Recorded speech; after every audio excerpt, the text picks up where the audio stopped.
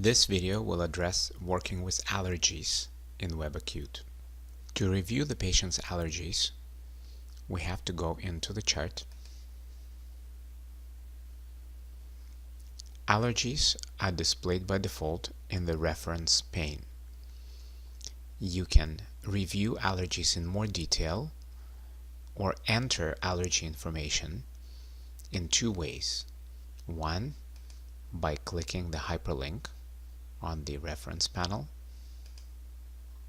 and another by going to Other Clinical, Allergies and Adverse Reactions.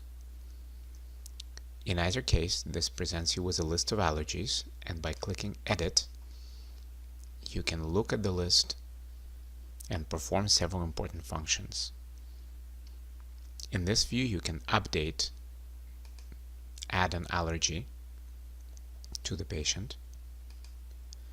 You can also go into the audit view and see the history of who and when had updated the allergies for the patient.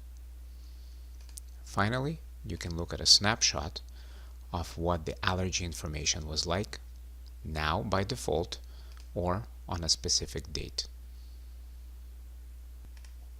If you do not agree with allergy information entered, you could click on an allergy and remove it.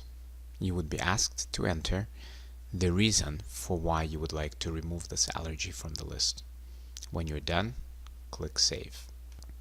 Allergies entered by the nursing staff would be automatically unverified. To verify the allergy information, you would have to click Verify or Confirm.